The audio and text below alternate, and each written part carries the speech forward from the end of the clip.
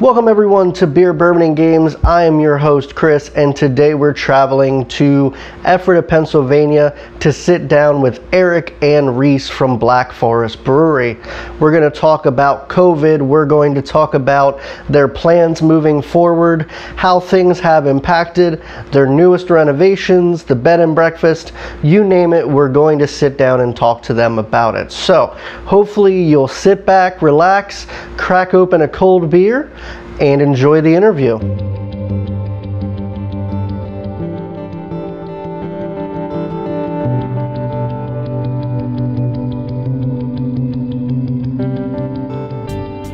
So today we're joined by Eric and by Reese. They're two of the managers for the Black Forest Brewery. We're just going to start really simply. Just tell us a little bit about yourselves. You go first? Yeah, sure, I'll lead it off. So my name's Reese. I am the owner's son, their youngest son out of 3 boys, so obviously the most popular. Some of my little background is basically I have a marketing degree from George Mason University down in Fairfax, Virginia, and right after college I moved down to Atlanta. I was working in food sales down there for about 3, maybe 4 years, and also part-time working in bars in the industry down there as well. So I kind of picked up this feel for understanding how big bars operate and where they actually go from there. I started as a bar back, ended up being a manager of a couple restaurants down there. Moved back home to help open up the bed and breakfast as well as the brewery. Worked here for a couple times on and off, and then I started working in Lancaster City a little bit more, where I was a front of house manager for Luca there. And then after there, I kind of learned a little bit more about how the restaurant operates, more about the front of the house and the aesthetics and exactly what happens with the customer when they walk in and when they walk out.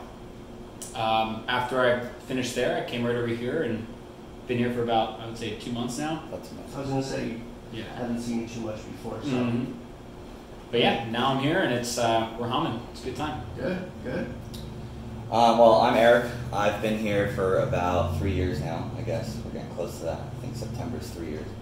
And I got into the industry when I dropped out of college. I went to Albright College and I got injured playing soccer, so I had to get a job. And I started as a busser, and then I was a dishwasher, and then my first night ever bartending was with zero training, and it's because our bartender didn't show up, and my boss asked me if I wanted to try bartending, so I said yeah. And the first drink that I was asked to make was an old-fashioned, and I completely screwed it up. It was terrible. The guy hated it. But since then, I joined the Marine Corps. I was in the Marine Corps for 4 years. I was out in California all 4 years. Went to Afghanistan for 8 months. Came back, started school again. Absolutely hated it as much as the first time. So I got a full-time position as the general manager of a sports bar up in Reading. And you can only sell so much Keystone Light before you just want to quit everything. So I had to get out of that job. And I know Reese's mom, Denise, because she was my home ec teacher in high school, and I saw that she posted that they were looking for help at their brewery, so I met with Bob and Denise. I applied for the position, and I've been here ever since, and we're having a good time. I mean, I've enjoyed this job more than I've ever enjoyed any job, and our customers are awesome. Learning about beer, getting into brewing, stuff like that, and I'm glad Reese is back on board now, because Reese and I are, as much as I tell everybody that I hate him, I don't. And I'll go on record saying that, but It's on record now. Yep, it's official. We could bartend You actually anywhere like in the me. world. I mean, honestly, I think you pick us up and put us in any bar in the world, and we could have a great time and just enjoy the customers. Totally agree. So I can't wait to see what we do going forward, but it's been a good ride thus far. Have you since learned how to make an old-fashioned? I can make a pretty damn good old-fashioned now. So the other thing you're known for is your Bloody Mary. That's your... Unfortunately, yes. That was a big mistake on It your was part, a big man. mistake. I think my record for one day is like 32 in one day on a Sunday shift. Yeah. Yeah, that sounds terrible. Mind you, Sundays are only 4-hour days, so it's pretty packed in there. So let's move into the origin of Black Forest. How did it come to be? I know there was some hiking involved. What exactly is the whole story of that? Yeah, I mean, from my point of view, always as being the non-beer lover in the family, my oldest brother Ryan and my dad started homebrewing in the garage, and they got just real scientific with it. Pops has always been a handyman, so they kind of built their own system out. And Ryan has always been the scientist, where he started, just really playing around with the ingredients and understanding the actual science behind the entire brew process. So they got real good at it for about 5 years just in the home garage, and we went backpacking on the Black Forest Trail, and we did that quite a few times, and it was just on one of those days sitting by the campfire, a little bit of scotch in everybody's belly, and we're just like, we should open a brewery, man, like that sounds awesome. And it just seemed like such a far-fetched idea at the time. Everyone was just like, yeah, let's go for it, that sounds good. Pops is still doing project managing. Ryan's probably just getting out of college. I'm probably just going into college. And it's just one of those things that everyone's just like, yeah, let's do it. Yeah, follow your dreams, chase it. And then all of a sudden we hit the ground running, and we found the bed and breakfast, and then we built the brewery right up and got the 5-barrel system. Just went for it, and it turned out to be a great decision. It's been a lot of fun for sure. And the Black Forest Trail, for those who don't know, that's up in the Pennsylvania Grand Canyon. And that's what our logo is, actually. It's an outline of the trail itself. And it's 42 miles long. So one of our flagships, the 42nd Mile IPA, it pays homage to that. I feel like every single brewery dream starts with alcohol involved first. 100%. I've never heard a single person soberly say that. Yeah. If their story starts like that, I don't want to drink their beer. Absolutely not. Don't want to drink their product. I think it's fake. Did you have any of the homebrew with you when you were hiking, or is it just scotch? Well, I don't think we would take any of the homebrew up there, because at that point in time we were doing everything in bottles. Okay. So bringing bottles onto a trail, especially in any sort of state forest, is big no-no. Yeah. What was the scotch in? Scotch was in a flask. Oh, okay. It was in a paper cup. Yeah, exactly. Well, yeah, no, definitely in a flask. I remember my dad would buy everybody that graduated college. He would buy us a flask and have our initials on it. So, okay. Yeah, so that means Ryan and Pops had a flask right at that time, so full of scotch. And if I had to think of what it was, Wild Turkey is scotch. No, that's what I remember. So it was Johnny Walker then. Okay. Yeah. Gotcha. I was gonna say I'm a whiskey lover, so I want to know what you were drinking. Yeah. Definitely Johnny Walker. So the next portion we kind of touched on a little bit. You guys have a bed and breakfast here. Was that always the idea, to somehow tie the two together, have some place for someone to drink and then kind of relax the day away, or? Yeah, it was always the idea to have those two tied together. So for my 18th birthday, we went to Ireland and we toured Ireland. And in County Cork, it was just an insane atmosphere of having bars on the bottom of bed and breakfasts. Mm-hmm. And it's like you'd walk in, and then there's stairs right up, like a center stairwell, or you go to the bar. And just it happened chance that we got pretty bombed at one of the bars, one of the pubs, and we just wandered upstairs, got a room for the night. Beds there are like super small too, so like my dad and my brothers, they couldn't even fit on the beds, but yeah, that was where that was conceptualized, because it seemed like a really good idea. Mm-hmm. It's not necessarily a very American thing for people to get trash at a bar and then stay. Yeah. So that concept is where we picked it up from Ireland, but in the actual original business plan, it is supposed to be inn first, brewery second. Okay. Because the travel industry is always like a really nice industry, and people who are coming into Lancaster a lot, you have much higher profitability from the inn. But it turned out that the beer was really good, and it turned into the brewery first, inn second. Yeah. That was maybe, I don't know, we've had this, for 5 years? 6 years in December. So we had the inn a year before the brewery. Mm-hmm. So I would say probably around the third year of the brewery, it became brewery first, inn second. Okay. Yeah, so it's always been the concept and always the plan to have those both combined together. It's just now they kind of fluctuate and help each other out whenever one goes a little bit slower or one goes a little bit faster. Mm-hmm. It definitely is like an old world concept, that in style where, people would be traveling around and they would just stop for the night and I think that's when travel was more difficult though, It's like not everybody can just get an Uber, back in the day. So now that you can, it's easy peasy, you just go home, you don't have to drive. The other thing that you guys just recently did was renovate. We're sitting in the new section. Yep. This used to be just the patio, correct? Right. It was the outside. So we've basically enclosed it. You've got more seating. Definitely a lot more seating. Yeah, 100%. If you came in here and there were like 10 people, you couldn't move before. So, Yeah. So definitely really nice in here. So what all did you guys change? Well, I think the biggest thing that we changed, obviously the more seating, was we needed a bigger space for a kitchen. Before, our kitchen was like a 5x5 jail cell, and we had a panini press, a warming tray, and a little oven. Yeah, we had a countertop oven, and then we upgraded to 2 panini presses. And that was big. And yeah, it was so big. It was throwing the circuit. Yeah, no, you sure did. That's right. It was throwing the circuit. It was so big. It was nuts. But I think where we are in Ephrata, and I mean, Ephrata, I don't know, maybe it is competition. It definitely is competition. But the breweries, there's 3 of us in town now. It's a relatively small town, and I think where we might set ourselves apart is, we don't can or bottle. We have crowlers now, and I don't think we'll be canning or bottling for a while. But where we take it to the next level is probably our food and what we can present with our food. And that was always a big part of the expansion, is we needed a full-grade, industrial-sized kitchen. And we brought on an actual chef who's here full-time now, Dave. He does a great job. I've worked with him in the past at California Bar and Grill, so we've known each other for years. And I think that was our main focus, was how can we enhance our menu? What do we need to do that? And now we're posting like these crazy sandwiches once a week, and we've got people driving from New Jersey just to get a sandwich, which is insane to me. And I think it's really backed by our good beer, because then they show up, they're like, oh man, there's good beer and good food here. And I think we're notable for that.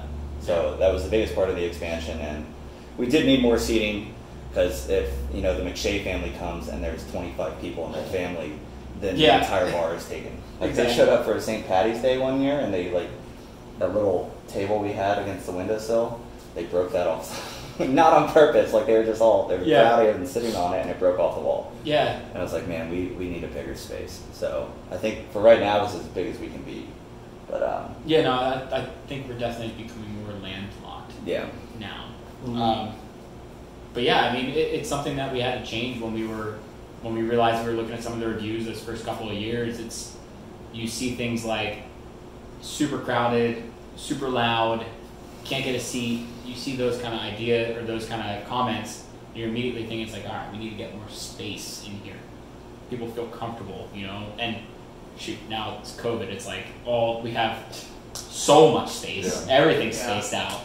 But it's working great. I mean, this expansion, the main idea was to get a commercial kitchen, but also give us all season long seating. Mm-hmm. Mm-hmm. I mean, when we close it down for the winter, the outside seating itself, we're gonna lose 12 seats. I mean, it's on the corridor too. We can use the corridor for the inn. We'll lose that too. True. So that's like 30 seats right there. Yeah. But I mean, one of the first reviews when I first started working here, it was a 1-star review. And the woman reviewed us. She said we showed up on a Thursday night and we were really excited to try it, but there were no seats available. And I was like, well, there's a reason there are no seats available. Like people are here enjoying themselves, so just give us another chance, come another night. So it was probably the best 1-star review I've ever gotten. Yeah, that was a compliment actually. Thank you. Yes, it's busy. That made it ever so apparent that that was a huge issue for us. So what we've done now. It's working out, and we're still, even with the COVID rules in place, and we're playing by the rules the best we can. It's still busy, and we're still doing numbers we've never seen before. So it's exciting to know that we can do that under, pandemic world. But 25% restriction, yeah, it's impressive. So to see what it's going to be like when we're back to normal, I can't wait. I will say I love the kitchen back there. The food was good before, but it's definitely taken another step up. Thank you. And it's really, really nice, because I'm a craft beer lover. Anything alcohol, I probably have too much of it. My wife, unfortunately, she doesn't drink really at all. Sure. So when we go somewhere, it's what do they have to eat, or what do they have that's not beer option. Mm-hmm. And I know I can bring her here, and there's plenty of stuff for her to eat, and it's not a current, like, I'm going to give you an Uncrustable or some Cheetos to make a meal. She comes here, she gets the hot dog. When I come here, I take it home for her. Yeah. So you guys have amazing stuff. And one day, I came in and all I wanted was chili. Eric hands me the menu, and they've got like baby back ribs with macaroni and cheese and baked beans. And I'm like, Eric, I hate you. Yeah, let's do this now. Yeah, like, okay, that's not what I planned on, but the food is absolutely phenomenal. If you don't follow them on social media, definitely do, because Eric posts all the crazy stuff. The other day there was a burger that it didn't look like there was a burger even there. I think it was the breakfast burger. Yeah. There was just piles of stuff on top of it, and it looks absolutely fantastic. So there's no gimmicks here. It's just really good food and really good beer that just abides by the rules. And you guys are doing good in COVID. And Sure. If you have something good, people will show up no matter what rules are in place. That's a good thing to know. Yeah, exactly right. Appreciate that. Yeah, you guys are killing it. There's three bars right here, and you guys are all doing really well, but you all have something that sets each other apart. Absolutely. So that's a really good thing. So yeah, I commend you for what you guys are doing here. Thank you. But that kind of really ties into the next one of how has COVID affected you? I know obviously we can't have as many seats, but you're not limited in many other ways. Are you seeing still a pretty steady business? Yeah. Yeah, I mean, We're seeing a lot of good business. it sounds crazy to say, but I mean, since we've been back in green zone, it's kind of like normal. Yeah. I mean, we're doing numbers that we never really thought we'd be doing for a week, and I mean, the only difference was when we were under takeout rules. That kind of sucked. But even with that, we have such a great community here. There's 110 people in our mug club. They're all so supportive, and I mean, it's not just us they're going to. They're trying to support all the local businesses. Mm-hmm. And it was like, oh, it's Wednesday, we got to go to Black Forest, and then Friday they're going to the Press Plate, and then Saturday they're going to the Hilltop. So they're trying to support all these local businesses, and I think that's just a testament to how awesome Ephrata is as a community. There are many options, but everybody's still very loyal to us, and they're loyal to Ephrata. I mean, when we did T-shirts with Rockhound, I created a hashtag Ephrata forever, and to that, like, that means something to us. It's like, we're here to stay. We want to be about the community. We don't really look to go outside of Ephrata.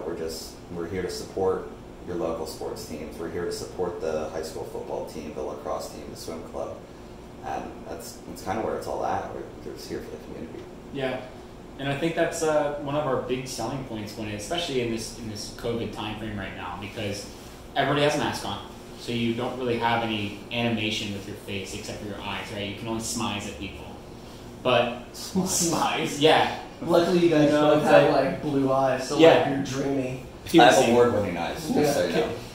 From high school, From right? high school. Best eyes? Senior best eyes, class 2000. I was most school spirited, which is like great. Cool. I need another beer after that comment. Yeah. Grab me one too if you want to. Yeah. But on that note of being less animated and not having like the full hospitality that you can actually fully give to your guests, I think that we're excelling in that right now. It's something that we know. I would say we probably know everybody's names that's coming through the doors now. And anybody that's new, we try to make them feel at home as much as possible. It's joking with them. It's having an open conversation. It's, understanding their likes, giving them a free sample of something if they want to try something but they didn't ask for it. It's, they're talking about the black cherry habanero barbecue sauce, so you just drop them a little sample of it, that kind of idea. And Eric, I find to be incredibly intuitive when it comes to that.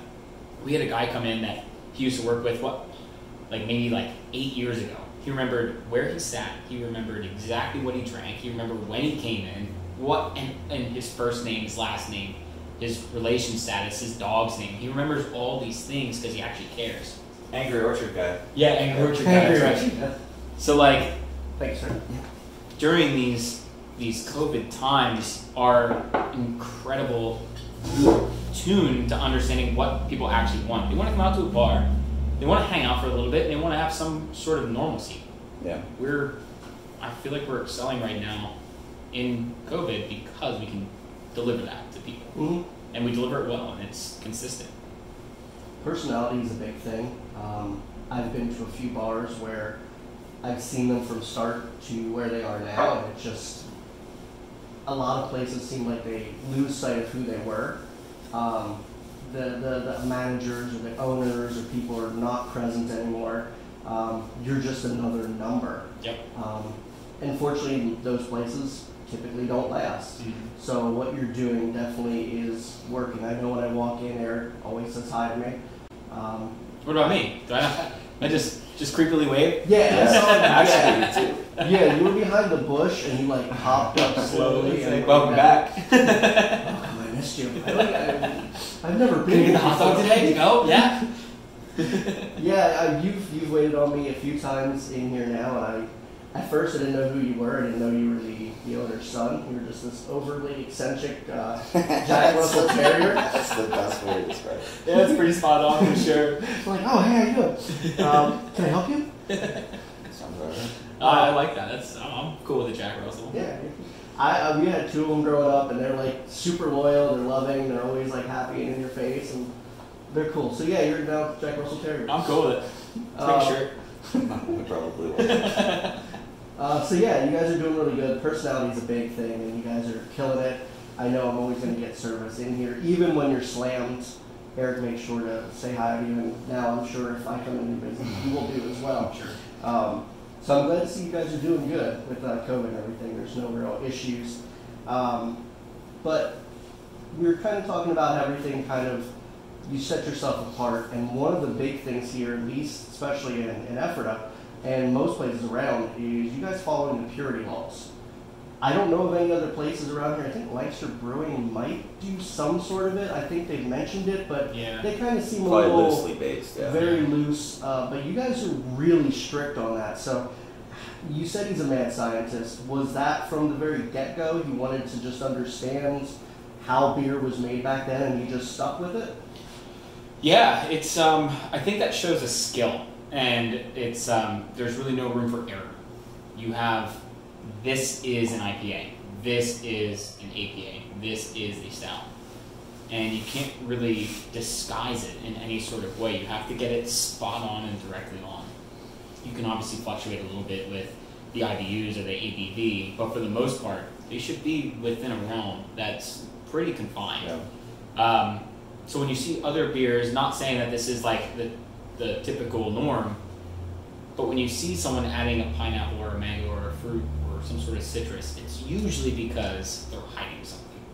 It's like, yes, it adds flavor, and yes, it's different and it's fun and it's new, but it also complicates things in such a sense that, all right, well, now it's citrusy, so now it's not really an IPA, so now I have to make it more hoppy, but I also have to add more pineapple. It's just like, it's this weird conundrum of, where do you stop? So having those purity laws, it really enhances the skill that we have in brewing. Okay. And for people that don't understand purity laws, can you explain a little bit what that is? Well, it's the Reinheitsgebot. It's like the 1857 or something. What was that? I'm not doing it again. The Reinheitsgebot? Reinheitsgebot. That's how they say it. Right, Yeah, it's pretty good. just put a German accent on your Yeah. It's the four main ingredients and you don't stray away from that. So we're never going to be adding, like Reese said, like the pineapple or the mango or anything. We can get you those flavors from the hops, and I think that's what it's all about. That's kind of a testament to what Reese is saying, is that it does show a true skill. Like we have the Goat Slayer on, and it's a hazy, citrusy New England IPA. But we didn't add any of that stuff. It just comes from the hops, the malt, the grain, and the yeast. Yeah, The yeast. So I did not realize that the yeast is so. There's so many different versions. Yeah, there's so much personality to it, Mm-hmm. and I just never realized that before. But that really makes a huge difference. Yeah, and when I first came on, I really didn't know anything about it. I didn't know anything about the purity law, and I was like, when I started reading more about it, I was like, man, this is gonna suck. Like, what Yeah, am I right. getting It's myself like, into? okay, so we have 4 beers, Yeah. great. So, like, what beers are we gonna make? This kind of goes into what I think we're gonna discuss. But I used to think it was going to be a hindrance.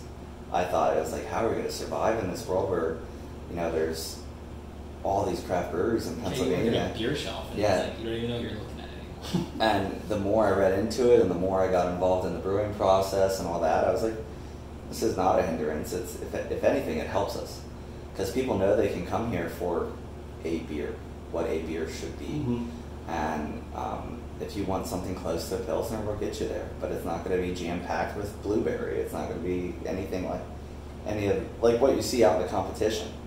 So I think it sets us apart. It's our little niche, and we're sticking to it as long as Bob's alive. There's no way of getting around it. But like the seltzer, everybody was surprised that we did a hard seltzer, and that was a big reach. But then when I told Bob, I was like, well, Bob, it's not a beer.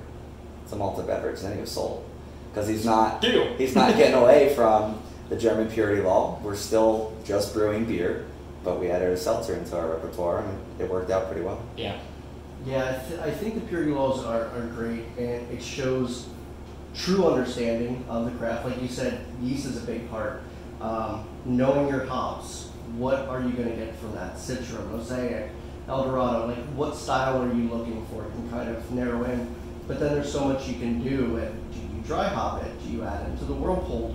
There's so much you can do without loading a beer up with adjuncts and just hiding it or making a milkshake or whatever the newest trend is. And I know a lot of people, when they come here, they might be taken aback a little bit because they're like, wow, I don't know what actual beer tastes like. It's refreshing to see someone can still make, there's 9 beers up there right now, and there's more in your repertoire that taste like actual beer. Yeah. Like I love when people come here and they get a Kolsch and they say, that's a Kolsch. Yeah. I've been looking for this. Well, I mean, I think that's the perfect example. Is with the inn, when under normal world circumstances and there's no pandemics, we would get a lot of travelers, international travelers, and a lot of people from Germany. Yeah, Lancaster's hot when it comes to the Amish and Mennonite and that type of culture. Like that is a big tourist. Yeah, when they come in and they're like, they're looking at our tap list, and I suggest that they get a Kolsch. And I'm like, no, I can't drink a Kolsch from here because it's not from Cologne, Germany. That's where the true Kolsch comes from. I'm like, listen, you're going to listen to me. Just take this little sample of Kolsch. I'll pour you a taster. I love throwing samples at people. And if you don't like it, you don't like it. Put it down. Throwing's really not good. I guess you're right. I can land it. It's just spilled afterwards. But it's so fun to watch them drink the Kolsch, and they're like, holy shit, this is a Kolsch outside of Germany.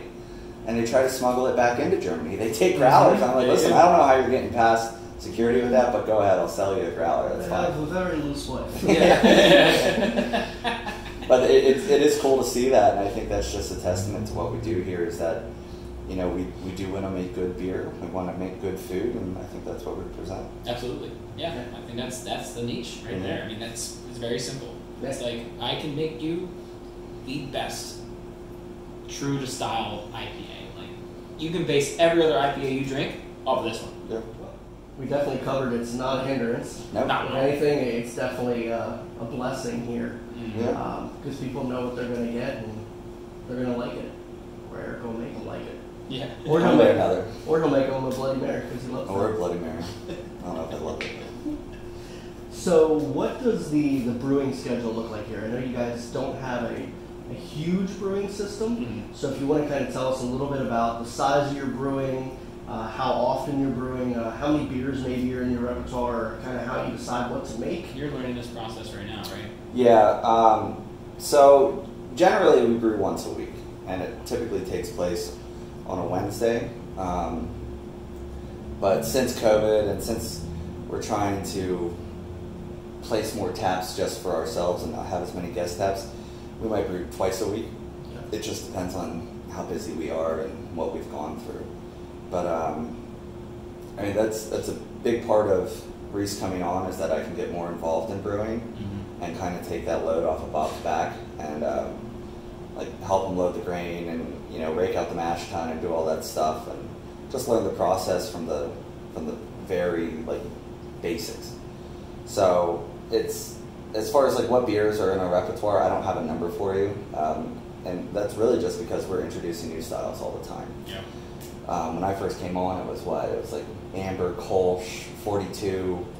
Heffy was in there. Stout, JG. in Belgium. Yeah, so there were like 7. But since then we've done a New England, a Saison, Winter Warmer. Yeah. We added the seltzer, the brown ales.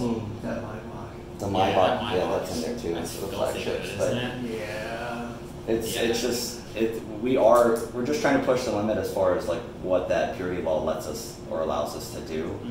And like I said, it's just endless. There is no hindrance. It's just we gotta stick true to it and just find out a way to do it. And something I'm not familiar with, and like, do the purity laws only refer to having ales as opposed to lagers?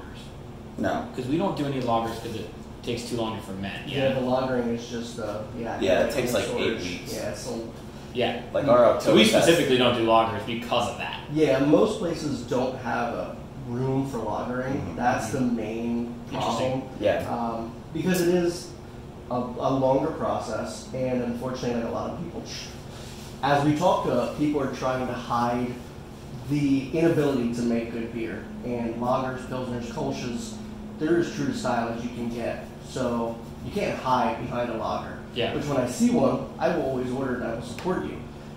Because I know how much time goes into that as well. There's certain temperatures you have to do at certain levels, so it's a lot more complicated. So that's why you don't see as many. I think we're going to brew a lager now, just because you said Yeah. As soon as you said that, I was like, well, let's go. Let's kick the wheels on that one. That sounds fun. Yeah, lagering's fun. You'll have to go to Lager House or find a place that's cold store it. The closest thing we get to a lager is our Oktoberfest. Yeah. It's a Martisan, and that takes about 8 weeks for us. Actually, we'll probably be brewing that here soon. Mm-hmm. Because we don't like to. Well, Yingling released their Oktoberfest today, right? We don't like to release our Oktoberfest when it's 105. July 30th. Let's go. Yeah, summer's canceled. Yeah, right. Yeah, exactly. So yeah, we'll probably actually start brewing our Oktoberfest here soon to get that ready. We always try to release it the first week of October, and then our Maibach, that takes a while too. That's close to a lager, but yeah, we've never done like a true lager, and maybe we will now because of this podcast. What was the beer that we did here with the brown sugar rim? Which one was that? That was Old Side Hill Moody. Yeah, the picture. I thought that was the one. That was our winter warmer. And I originally wanted to do a barley wine, and that was the closest we could get to a barley wine. But that was kind of, we wanted to not pay homage, but we wanted to do something in style like Mad Elf. Okay. Mad Elf from Trogs is one of my favorite beers of all time. And they get so much play out of Mad Elf year round. And I kind of want something like that. And COVID really didn't help us out with that. We were going to try to do something during the summer for that, and then just with how the brewing process went and what we could serve when, it didn't really work out. But I think Old Side Hill Moody's here to stay, and I think we will do it again this winter because it was a very successful beer. Yeah. But I want to get into like Christmas and July's with Old Side Hill Moody, and we keep talking about it, but again, we're spatially challenged, especially with the expansion. We're even more spatially challenged, but we wanted to get into barrel aging, and that would be the perfect beer to barrel age. I think so. Maybe it's just beer how first can line, you know what I mean? Yeah, there's just we just don't know how to barrel age really, and it's more research and it's more finding where we can place the barrel. We've talked about putting it in the inn basement, but getting that up and down the stairs to the inn would be a pain in the ass, and I can just see that failing. Yeah, exactly. It's heavy as hell. I think we can put it on supports on the roof. Yeah. Like, can we Just just like hoist it up. hang it from the top? Yeah, and on like a pulley whoever system or falls something? on just gets the brewery. Yeah. Man, that'd be a mess if that fell though. Yeah. That'd be cool. So we've always talked about it. It's just we got to figure out how to do it, and I think that'll probably be one of the bigger things you see us do within the next year or two is barrel age a beer. Mm-hmm. It's just again putting more time and research into it, and figuring out where and when to do it. Yeah, because we don't like to do it half-assed. No, if we want to do it, like we don't have a small batch system where we brew, and like it's not like Bob has a homebrew system next door where he's trying out different recipes. Yeah, we don't test. No, it's just We test 5 barrels. yeah.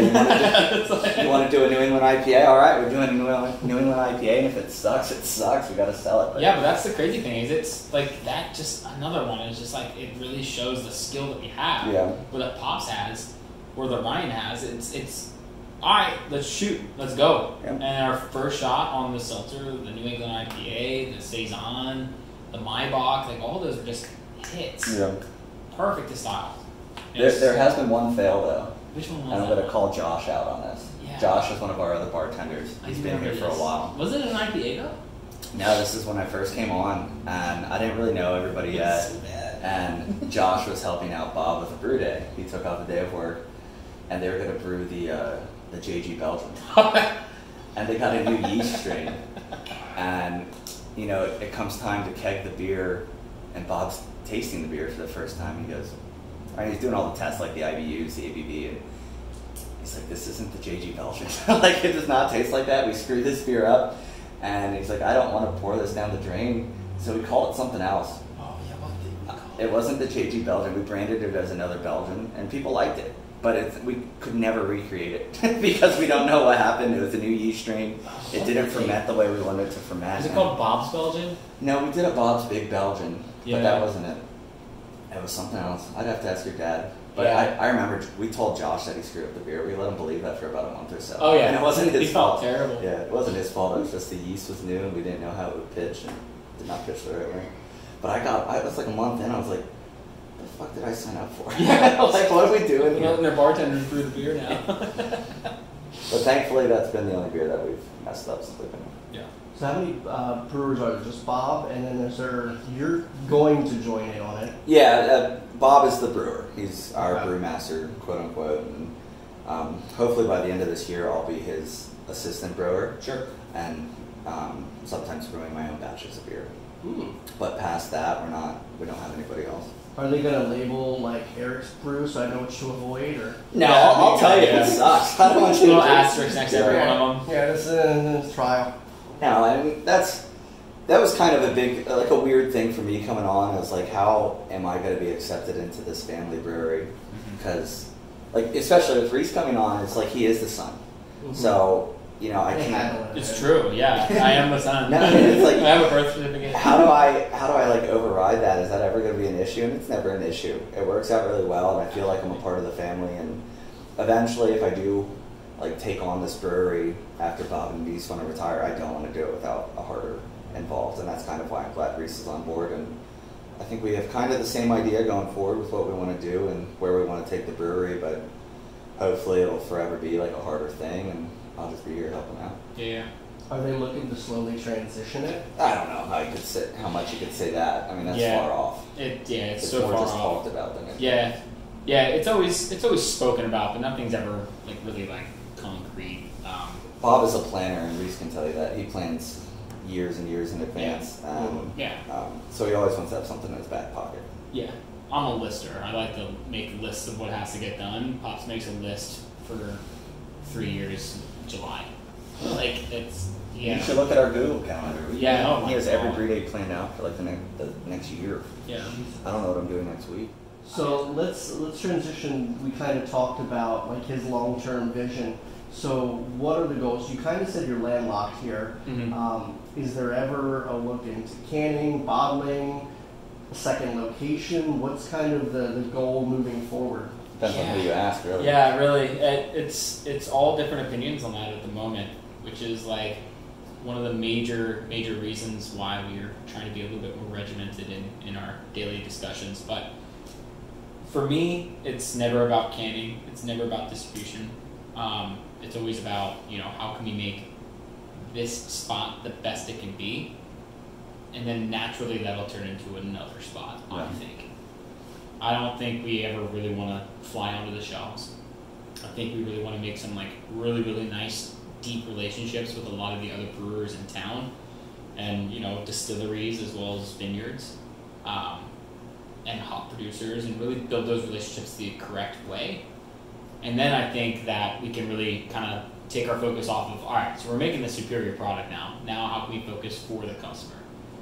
You usually don't go into business for yourself. You usually go into business for the customer. So focusing on how we can do everything correctly and in our back end and get that tied up and squared away, and then focusing on the customer, it seems like the right thing is the second location, Yeah. to me.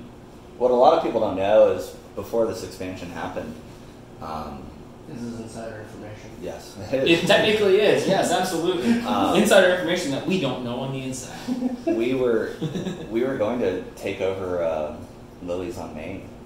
And that was going to be our second location. That's been closed for a while now. Yeah. Absolutely. I was shocked when that just. Yeah, I mean, I've never been here when that was open, so I don't And know it's much about it. well, I got the tour. It's a Well, yeah, we went in and incredible did the tour. location. It is a great location, but that Yeah, movie theater is great. it is the definition of a money pit going into there, and I think that's why it hasn't been taken over by anybody, because we did the tour. You go into the walk-in, you go into the beer cooler, like there's still beer from when they were open. There's still stuff in the still liquor bottles there. No, they just left. Gallons of mayo in an unrefrigerated refrigerator. Yeah, they just left. Like all swollen and stuff. And it was the biggest kitchen I've ever been in my life. For sure, me too. And I've worked in very large facilities. The way that was configured, their kitchen, you would have to gut that and rebuild it. 100%. So I mean that was it. We were going to have that location, or there's another spot above it that we were looking at that we were. The other spot above it I liked a lot more. The executive suite. Yeah, that was going to have like rooftop seating, and we looked at that, but wrap-around rooftop. For what we wanted to do and what we could do, if we would have taken that under, man, and then especially not. And then get hit by COVID. Oh, we'd be screwed. Thankfully we did it the best way we could do it, and I wouldn't do it over again. No. I would do this exactly the way we were going to do it. Because if we were at Lily's on Main, we'd have a staff of like probably 50 to 60 people. And and then COVID hit, and we would have been. That's a big space. It was huge. So I'm glad we didn't do that. But yes, that is insider information. We almost took over Lily's on Main, but it was just too big of a space, and what we all thought would be too much of a money pit. Yeah, you have to understand, like, expansions aren't just, we're doing great, let's produce more. It's, get a canning line. Okay, well, what employees are going to be on the canning line? Mm-hmm. All right, so now we're already going to lose margin because we're distribution. You need to be competitive on pricing. But now we also have to pay people for it. And now we also have to get the equipment. And it's just like, when you think about that, that's really not a good idea at all. No. Canning lines are not cheap. No. Oh, Lord, no. They're not cheap. They require a lot of space. And then you can hire like a mobile one, but that's not cheap either. And you lose profit on that. Yeah, you lose on it. So, it's a very large kind of 5-point fork in the road at the moment. Yeah. It's like, where do you go? Mm-hmm. And we're at the point now, it's like, I would love to ride this out for at least another, I don't know, good year, I would think. Yeah. Before we want to take our next step, we want to really make sure, like I said, we want to tie up all the loose ends first and then see where we feel. But especially, you don't know month to month how this is going to change. No. There's always new rules, and I mean, it's scary to think, but come like September, October, we might be back to takeout only. Yeah. Yeah. Especially if it's only 25% capacity, is that? Yeah. It's trending up, it's not trending down. And it's been a ridiculous ride. Yeah. It's been a fun one though. Another business that I know of, it's not beer related, but they've been asked multiple times to expand to another location. Here's a good spot here, but they said they don't want to do that. They want to have one main location, and they want to make their spot a destination. Mm-hmm. They want you to have to travel to them so they can just keep expanding. They'll make it the best they can be, and you have a reason to go there. And I feel like that is kind of what you guys have here. You've got good staff, you've got good beer, you've got good food. There's really no reason to mess that formula up right now. Yeah, and Ephrata forever, Ephrata first. I mean, that's what we're very here for. Simple.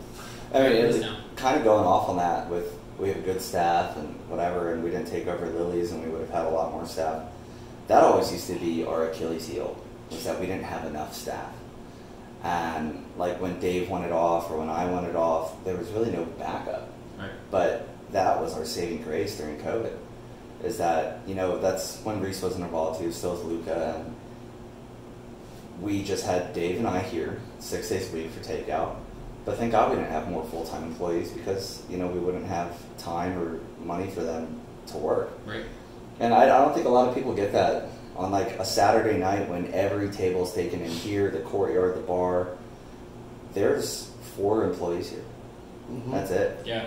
And for me... Slim, it's 5 if you include Austin. Yeah, Austin's in there, dishwasher, so he's working for us. But I think that's like our biggest takeaway is that we can provide that service for you. Yeah, we're running around like idiots and we're sweating through our shirts and... For sure. Sometimes even running up and down to the courtyard, but we're providing you that service with 5 employees. And I think that's a huge testament to what we do here because we will bend over backwards to give you that great service no matter how many people are here. Mm-hmm. And I think a lot of our customers know that. They see that it's busy here and they're not, waving you down for a beer. They know it's busy and they might have to wait another 2 or 3 extra minutes to get a beer or their food, but when it gets there, it's going to be the best food and the best beer that you can get in town. Absolutely. Served by the person with the best mustache. Yeah. Well, they can't see Smiling that right eyes. now. Yes. I do know the one time I came here, you said you had some astronomical number of like you went like 12 miles that day. In 2 days, when we first opened up for Green Zone, that's when we opened up the courtyard. Friday and Saturday, I walked 23.2 miles here. It's terrible. It's like so bad, but it's like that's fine. Because when I go home at the end of the night and crack open, and yes, I drink Miller Lite. I crush Miller Lite. Crush Miller Lite all day. I love care. Bud Light seltzers. I love them. Crush them all the time. But like when I go home at the end of the night and crack my Miller Lite, and I'm like, yeah, man, that day sucked. But I know that people are happy, and that's what makes it worth it. So crazy trends seem to be all the rage. One of the big ones right now is seltzer. I feel honestly the seltzer train is to really get more people into craft beer. There's still a lot of people drinking the local domestic stuff, Miller Lite, Bud Light, all that stuff. So seltzer is a fun way that's low calorie, keto friendly, all that different stuff that people can embrace. So how do you balance staying with the purity laws and all these crazy beer trends that people want, and then balance with what you guys do here? That's a good question. I mean, when seltzers first started happening, and I've told customers this before, I was like, we will never absolutely do a seltzer. And that really wasn't for my disdain of seltzers. It was more, I didn't think I could ever sell Bob on it. And when I initially started working up a seltzer for him and researching like what it actually costs to make a seltzer and the time involved in making a seltzer and that it is not technically a beer, it's a malted beverage. When I could package that all together and sell it to him, then it worked, yeah, obviously. And it was our first shot at a seltzer and it turned out pretty well. But with trends, I mean, and again, this goes back to the German purity law, we can still do the trend beers to an extent. Like the New England IPA, hazy IPAs are, or were a trend beer, I think they're here to stay. But we can still do those, we just have to figure out our own special way of doing it. And that's the biggest thing I think we have to stay on top of is how can we be flexible? Because you have to be a part of those trends if you want to stay current. Absolutely, yeah. If you don't stay current, then people aren't going to want to come in. Yeah. And especially the younger crowd, we have to capture that younger crowd. And, you know, brewing a seltzer, we're grabbing that younger crowd. Mm-hmm. Brewing a hazy IPA, we grab that younger crowd. Not that the older crowd we forget about, because we still brew all the beers that they like and we still want them to come in too, but it's just part of managing a business is how do you stay current. That's the most important thing to do. Mm-hmm. Yeah, there's a marketing term where it's described as driving only with your rear view mirror. So you kind of have to like, you're seeing the road already paved, but you're trying to navigate that area. And I think that's pretty similar to what we do. It's like if a trend starts to hit, the customers start coming in, they start asking, it's like, hey, you're going to do a hazy IPA, hey, you're going to do a seltzer, hey, you're going to do this, hey, you're going to do this. And we kind of let that flow for a little bit until we actually have enough hype. Mm-hmm. Then we're like, yeah, actually, it's coming in 2 months. Then that builds this hype for it. People are like coming back. It's like, is it on yet? Is it on yet? Then we post that Instagram or that tweet or on Facebook. It's like, hey, this is released. I mean, those are some of our biggest pops. Yeah. And it's really understanding. It's like, okay, what's working? What's not working? Like, are people really enjoying this hazy IPA because it's low alcohol? Or are they doing it because it's low bitterness? And then you can start really critiquing it to the way you want it to be. So keeping up with the trends, it's just like trying to figure out what the actual trend is. Because if you miss a trend and then you try to do it, that's waste. Mm-hmm. But if there's a trend that's actually not a fad, it's an actual definitive trend. People are actually going to start buying this. It's here to stay. Then I think we attack it. We really go at it and hit it on the head. Our biggest thing, and our biggest pivot, if you want to use that word, that's a very Love pivot. Yeah. Love pivot tables. Love the word pivot. Excel. Yeah, Anyways. Excel's great. Our biggest pivot during COVID was getting crowlers. We needed to get crowlers in because they were talking about getting rid of growlers and you couldn't do that anymore. So how the hell are we going to sell our beer to go? And we, through research, we found out about Twisty cans, and that's, I'm going to give them a shout out, it's TWISTEE, and it's a resealable crowler can that you can fill crowlers without a machine. Mm-hmm. And again, we are spatially challenged, so where the hell do we put a crowler machine if we buy one? And they're expensive. And they're expensive, and you have to buy like pallets. $12,000 or something like that. for whatever, you have to look at the models. They can be anywhere from $9,000 to $15,000, and they're not cheap. when you buy them, you have to buy a pallet of their cans, and it's like, where the hell do we put a pallet? Going back to like barrel aging beer, like we don't have the space for that. Yeah. So we found twisty cans, and it's a game changer for us. Yeah, we have a joke that Pops is. It's so funny because he's like totally against anything new all the time until it actually starts working. He's like, all right, I was wrong. Get on my lawn. Yeah, he never says that he was wrong. Yeah, no, he never said that. But we have a running joke. It's like anytime we sell a crowler, we're like, oh, first of the week. It's the only one. It's like, that's it. But it's like, we'll go through 20 to 30 easy on a weekend. Yeah. Easy. And that joke goes back to when we first got crowlers in, and then Bob came over for a beer, and he saw us filling up a crowler, and he goes, first of the week? It's like, no, it's like the 20th of the week. Like, we're selling them like crazy. Because surprisingly enough, not everybody wants to bring 4 pints to a party. Yeah. They want to look good because they're drinking craft beer, but they also just want to give like a 6-ounce pour to somebody. Does it instantly make you look better? Yeah, 100%. Absolutely. Yeah. So specifically with the Black Forest Growler, you look the best. Okay. Yeah, it's true. This podcast has been brought to you by Twisty Cans and Excel. Yes. And Smizing Eyes. And Smizing Eyes, that's right. That's the stupidest word ever, but I love Smizing? it. That's what you should name the title of the podcast, Smizing. Yeah, smizing's a thing. It's smiling. I've never heard that until today. Are you serious? Reese, yes. I'm serious. Question of the week. Smizing a word. Okay. What was the other question of the week? No, I'll say. Okay. Can I use smizing in like Scrabble? No. How do I even spell it? I just played Scrabble 3 days ago. Smizing. SMIZING. Smizing. I feel like that was Use it in a sentence. made Reese up is off the smizing with the mask on. Oh, Jesus Christ. To smile with your eyes. Reese's smizing makes me uncomfortable. It does Everything not. about Nice. Reese makes me uncomfortable. I just think it's nice. Because they're grumpy.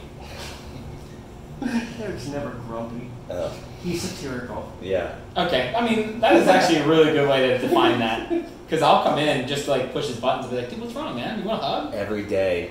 I'll court him into walking. It's like, come on in. You want this. This is where HR gets involved. Yeah. Just as long as it's the walk-in, it's like a safe zone there. Anyways, moving on. Anyway, moving on from the walk-in hugs. That's the title right there. Walk-in hugs. That is not the title. I'm out of that. Walk-in hugs is a nice one. What are you talking about? Oh, yeah. Do you guys have any events coming up? Anything important that you want to tell everyone about? I know it's hard to plan right now with COVID happening, but anything upcoming? Again, with COVID happening, it's hard to plan events. There's thoughts of having another brunch. We haven't had a brunch in a while. But as far as what's on the books, we have 2 musical performances coming up. Two Pint Shine. 2 Pint Shy's coming out, and then Gabe Trainer's coming back. And then we have a new IPA actually coming out this week. So it's the first ever IPA for us. And it's like the 42nd Mile IPA, but we kind of wanted to scale that back. 42nd Mile sits at 8.3% alcohol, 93 IBUs. We wanted to almost cut that in half, so we're calling it the 21st Mile IPA. Okay. And it's a brand new beer to our repertoire. We've never done it before. I tasted it right after we brewed it. It tastes pretty good, a lot of flavor. So we're pretty excited about that. And IPAs, I mean, they'll forever be the #1 beer style in America. So we have to embrace that and accept that. And I think that's just kind of a way that we're showing that we can still stay current and we can make almost a sessionable IPA. Is it sessionable? It's going to sit at like 5.5%. Okay. I don't know what the IBUs are at. They should be scaled back a little bit, but it's brewed in homage of 42nd Mile IPA, but we want to take that back a little bit. Okay. But other than that, we just have 2 live music events in August, and past that, we're kind of just like... Cocktail program's coming out soon too, right? Yeah, we're going to introduce a lot of craft cocktails and have an actual menu as opposed to just you asking us what we have. Okay. But scheduling events is kind of hard and scary with COVID because you don't want to put anything on the books and then just have it be like no large gatherings at all. Since you guys have the PA license, who are you going to be using for your local stuff? Dad's had other... It's going to be 100% favor. Yeah. So that's another thing that kind of fits in that purity law is like we can only use Pennsylvania distilled items. Mm-hmm. So that really enhances a lot of creativity where we're using a lot of more like fresh produce to enhance flavors, making our own grenadines, really trying to enhance the flavor of the vodkas and the spirits that we're using to try to make a more craft cocktail. So it's gonna be fun. And that's where I think Reese coming on more all the time is where he can do those craft cocktails. Where I can make any cocktail you name. I can Google like anybody else. But Reese is really good at building a craft cocktail program, whereas I really don't have any interest in that. Yeah, I don't want to do that. I can mix up any drink you want me to mix up. Reese pre-batches it, we're good to go, and it's worked out with a bunch of the drinks that we've been introducing over the past couple of weeks. Mm-hmm. But I have no interest in doing that, and thank God Reese is going to take that under because I just don't. I love it. Yeah, so I have a large garden. We're making a basil simple syrup right now that we're going to use cucumber, a little bit of gin, some lime juice. It's going to be this just really nice cucumber basil fizz. We're making our own grenadine, like I said, so we're going to have a nice little dirty Shirley there. So a Shirley Temple, except for the vodka or gin. Mm-hmm. But when you make your own grenadine, it really makes this like really nice flavor. I feel like this business was missing you. Yeah. That's not true. No, it is true. It's like I can go with the ebb and flow of the business and run the day to day and everything, but Reese enhances it so much more where he's going to pick up on the stuff that I really haven't been paying attention to. Sure. Yeah. Outsider's view, of course. Yeah. Whether it be marketing, whether it be apparel and stuff like that, and it's just going to get better with Reese coming on board more full time, and it's really going to take off. We've talked about it before. We think that we're kind of slept on as far as like breweries go, especially in the area, and that's not a dig at anybody else. It's not a dig at us. It's just like we know that we can provide so much more than what some people do, and we want everybody to know about that. Yeah. And there's a couple things happening in the next month or so where you're going to start to see that that's picking up. People have noticed that, and it's being recognized. We can't really say what that is right now, but it's coming. And I know you just alluded to. That was so sneaky. We want to build on all that. We're going to be on a podcast. Yeah. But it's going to get better, and I want people to be on notice that like if you didn't know about us before, you're going to hear about us in the next couple of months, and it's going to build up. So, very last thing we have here. How can the people watching this at home find you? What's your address? Everything about the brewery, social media, all that different stuff. How can they get in touch with Black Forest and come and visit you guys? So we're on all three socials. We're on Facebook, Instagram, and Twitter. Facebook and Instagram work best for us. We are on Twitter. If you hit us up on Twitter, we'll still tweet you back and whatever. But not TikTok. Oh no, not TikTok. But there's a lot of focus on Facebook and Instagram. So Facebook, it's at Black Forest Brewery, and I think that's Instagram as well, at Black Forest Brewery, and then Twitter is 301 Black Forest. And it's 301 Black Forest because it's 301 West Main Street. Yeah. Okay. 17522. That's another good street. Okay. Anyways, that's where you can find us on social media. Yep. Okay. Awesome. Well, I thank you guys for sitting down with me. I know you guys are busy.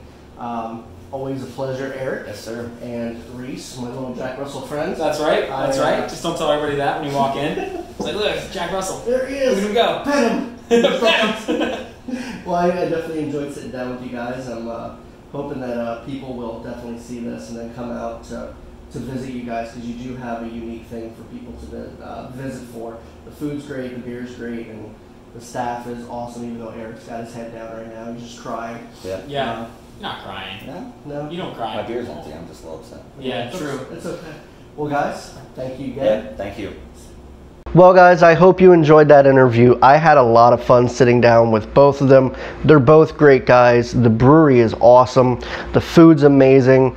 The beer is great. The renovation looks awesome. And the bed and breakfast is an awesome little place that you can vacation to, or if you live near there, staycation. I know some people are doing that now with COVID. can't really get out and go places, so a staycation is always something you can think about as well. So if you have not already been to Black Forest, definitely check them out now. You're not going to want to miss their food, their beer, everything that they got going on, and tell them that Beer Bourbon and Games sent you. Now, if you did like the interview and you are new to the channel, think about hitting that subscribe button. Don't forget to leave a like and leave a comment down below letting me know what you thought of the interview, any questions you'd like me to ask anybody in the future, or maybe a future brewery that you would like to see me interview. So until next time, guys, I'll catch you back on the channel on Beer, Bourbon, and Games.